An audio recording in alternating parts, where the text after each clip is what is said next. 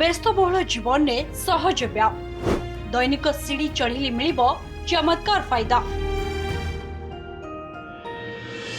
आजिकालीर गतिशील जीवनचर्या भितरे नियमित व्यायाम पाई समय बाहर करबा समस्तक पई बड़ आह्वान पालटिछि। एपरी परिस्थिति रे छोट छोट दैनंदिन शारीरिक कार्यकलाप ही आपनकु सुस्थ रखिबारे बड़ भूमिका ग्रहण करिथाय।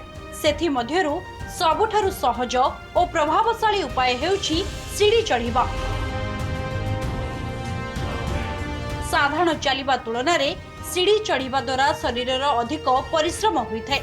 यह द्वारा हृदय द्रुत गति रे रक्त संचालन करे, जहाँ मांसपेशी को अधिक शीघ्र अम्लजान एवं पोषक तत्व पहुंचाइबारे सहायता करिथाय।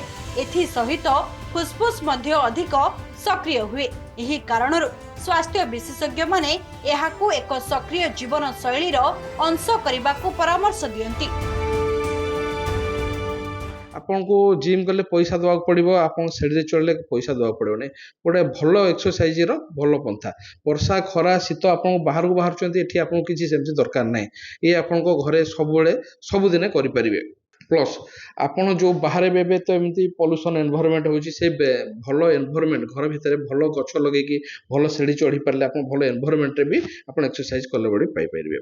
ये जो आपन सीढ़ी चढ़ले ये आपन कोन हबो कि आपन को हार्ट रो भी सुस्थ रहइबो, लंग फंक्शन भी बढ़िबो, कोरोनरी आर्टरी डिजीज जोटा आपन हार्ट रे किछि ब्लॉक थिबो किबा असुविधा हेतिबो ताकू भी ठीक करबो। ब्लड प्रेशर को इंप्रूवमेंट जदी किछि आपन को ब्लड प्रेशर अधिक अछि से ताकू भी कमेबो। प्लस जो मान को आगु को इन फ्यूचर हाइपरटेंशन हबा को जाउचंती से मान को भी ठीक ब्लड प्रेशर मेंटेन कर रखिबो।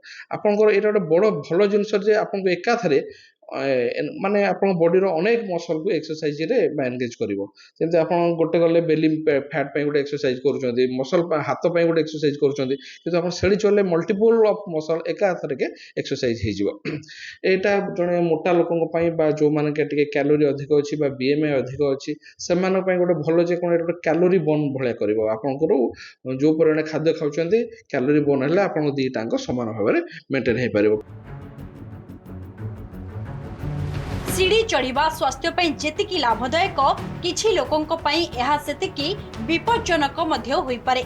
विशेष करी वयस्क एवं संतुलन रखिबारे असुविधा भोगुथुबा व्यक्ति माने सतर्क रहिबा उचित। सीढ़ी चढ़िबा समय रे जदि छाती रे जंत्रणा हुए किंबा अस्वाभाविक भावे थका लागे तेबे तुरंत एहाकू बंद करंतु। आउ कोन करिवे जानंतु।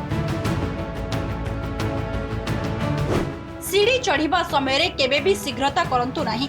धीरे धीरे आरंभ करंतु। भलो ग्रिप थिबा आरामदायक जोता एवं पोशाक परिधान करंतु। आवश्यक हेले सीढ़ी रो रोलिंग को धरी चढ़ंतु।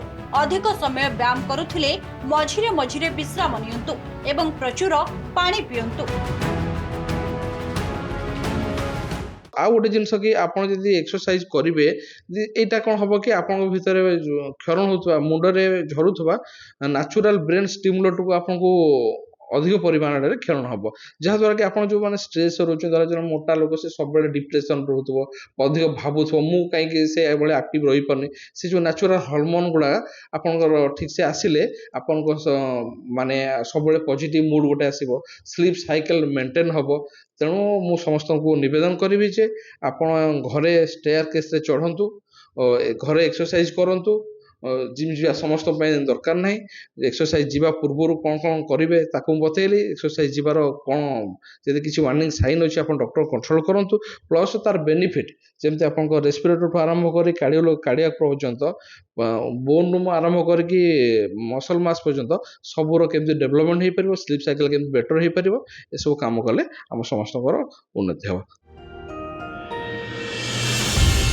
ऑफिस हेउ कि घर स्मार्टनेस बहाना रे अलसुआमी छाड़ी निजको सुस्थ रखिबा पे लिफ्ट बदल रे सीढ़ी व्यवहार करिबा आरंभ करिबा उचित, जहा शारीरिक भावे आपनकू सुस्थ रखिबो। जजपुर प्रकाश राउत का रिपोर्ट, कनेक्ट न्यूज।